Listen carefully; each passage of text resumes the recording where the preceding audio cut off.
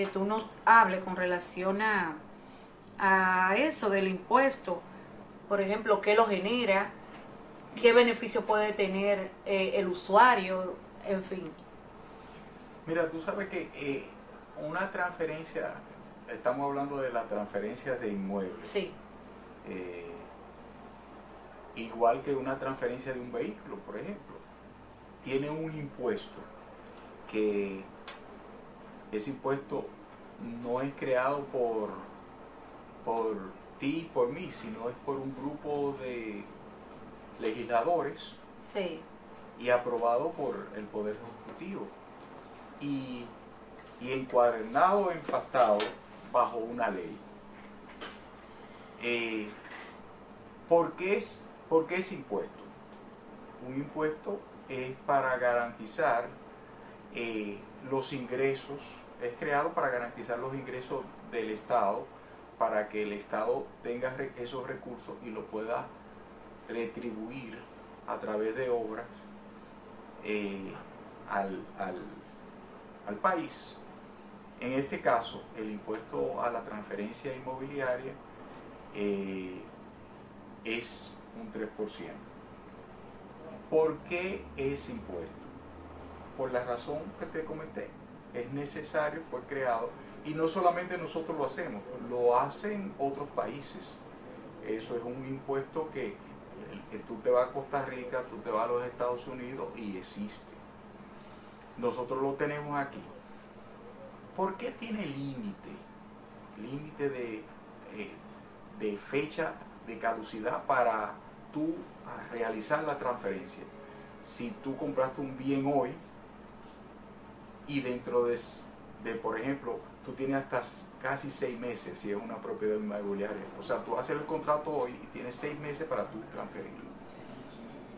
Porque había muchas personas que no lo hacían. Y yo te compraba un bien a ti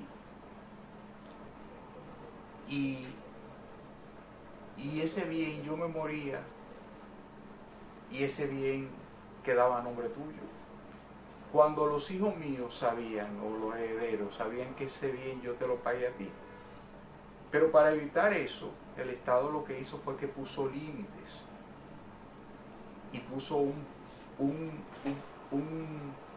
un recargo después de los 6 meses. Es bien oneroso, bien jugoso. wow. Para que nosotros, lo que compremos inmuebles, nos apresuremos en ese lapso de tiempo a realizar la transferencia. Y es una motivación forzosa que le hace la ley, por ejemplo, el administrador de los impuestos aquí es el impuesto sobre la renta, Dirección General de Impuestos Internos, Sí. que, que te pone tus recarguitos si tú lo haces fuera de la fecha, y así motiva que las propiedades realmente estén a nombre de quien deben de estar, de su verdadero dueño. Sí, pero, ok, es como tú señalas. Ya eso es una modalidad que se usa en todos los países. De hecho, yo recuerdo que antes, así como tú decías, República Dominicana no tenía como esos cargos de impuesto como tan impositivo como por ejemplo en Estados Unidos, que en Estados Unidos todo es un impuesto, hasta respirar yo creo que te cobran impuestos por decir. Aquí no se hacía eso, pero que cuando ya la DGI incursiona en lo que son los impuestos, entonces yo veo como que a veces como que un poquito abusivo. No sé, de verdad, porque mira, en estos días yo estaba haciendo un impuesto de una transferencia donde el comprador no tiene dinero y es como tú señalas, compró su casa hace como 10 años, nunca hizo la transferencia, ahora se le presenta la necesidad de tomar un préstamo, pero no tiene el título a su nombre. Entonces cuando vamos a impuesto interno, entonces no calculan un monto que digo, no, pero yo no puedo hacer, estoy buscando un dinero para coger un préstamo, y si tengo que pagar tanto dinero, pues ya yo no voy a poder tener ese préstamo.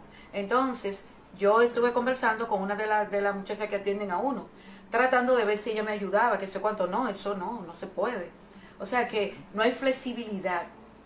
Mira, hay flexibilidad. Lo que pasa es que la primera persona que te recibe regularmente no te dice la historia completa Ok. o las facilidades que hay. Entonces, si tú sigues insistiendo, te van a salir y pide conversar con otra persona de cierto nivel, si hay forma. Porque, por ejemplo, hay circulares internas que se aprueban dentro de la Dirección General de Impuestos Internos para dar un tipo de exenciones o reducciones a esos recargos, básicamente sobre los recargos, que esas son esas circulares internas. Por ejemplo, está la circular número 14 que te da esa exención de un porcentaje significativo en cuanto a los recargos, y recientemente hay una que es la 822, que es de este año, que te da exenciones creo que del 2021, Y le rebajan. y te rebajan sustancialmente. Pero quizás la primera persona que tú vayas a reclamar no te lo dice. Pero si tú vas a la segunda, a un nivel más alto, o tú insistes, mira, no tengo plata, te pueden revelar que hay una circular interna que te pueden ayudar a reducir los recargos. Pero que yo no entiendo el por qué esa persona no son tan explícitas con la persona que van con una necesidad. Porque yo no sé si entonces que le dan una comisión por encima de que, por más caro que cobre, será. Porque contrale, si eso es para beneficiar a la persona que tiene una situación, ¿cómo tú te la callas? Mira, algunas veces son personas por desconocimiento, que no conocen, porque regularmente el que te atiende en recesión no sabe. Pero si tú pides en la parte técnica, que un oficial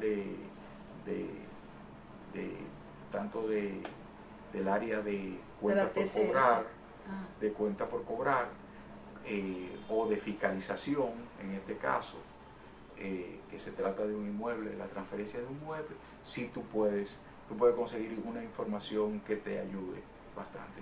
Y cuando te dicen a ti, por ejemplo, que te van a rebajar de los recargos un 40%, son muy buenos.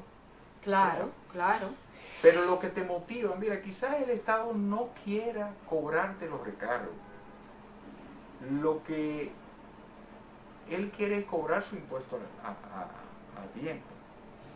Lo que sucede es que no hay una educación, Sí.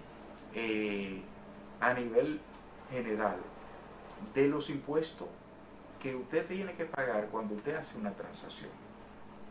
Así es. Y por ejemplo, tú que eres abogada, es importante que cuando haga una transferencia de un bien, debe informarle tanto al comprador como al vendedor que hay un impuesto que pagar y que lo debe de pagar inmediatamente. Así es. Y no retrasarse para evitar los recargos, que es más, yo lo veo los recargos de intereses como una motivación para que yo haga la cosa rápida, haga la transferencia rápida. Y al mismo tiempo lo evita a que tenga que pagar un futuro mucho más. Mucho más. Y por ejemplo, ese impuesto de la suntuaria. ¿Y por qué que tienen que cobrarle suntuaria? Aparte de la transferencia, suntuaria, otra cosa, no, yo no sé, son como 5 impuestos. Lo que pasa, la vivienda suntuaria, tú sabes que son las viviendas que actualmente de 8.800.000 y pico de mil de pesos en adelante, porque 8.800.000 y algo es la exención. El conjunto, la vivienda o el conjunto de inmuebles que propiedad de una persona que pasa los 8.896.000, algo así, casi son 8 millones o 9 millones casi, la exención. El conjunto de bienes o la única propiedad que él tenga que llega más de, de 9 millones de pesos, él paga el 1% del excedente. Por ejemplo, tú tienes un total de viviendas, dos casas. Una cuesta 5 millones y la otra cuesta 5 millones. Tú tienes 10 en propiedades inmobiliarias. Le restamos los 8 millones 800 y pico y la diferencia, que son 1 millón y pico, tú vas a pagar el 1%. Tú dices, ¿por qué eso? No es, vuelvo otra vez, no es solamente, eso no se hace aquí. En Estados Unidos se hace. Te menciono Estados Unidos porque es el país que uno siempre tiene de referencia para todo.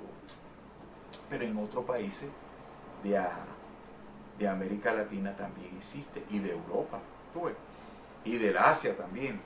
Pero, fíjate que de 8 millones 800 y algo, no se paga, hacia abajo no se paga. ¿La suntuaria? La suntuaria no se paga. De 8 millones en adelante, 8 millones 800 y pico, se paga. Y es la vivienda o el conjunto de viviendas que tú tengas. Entonces el 1%. Es el 1%.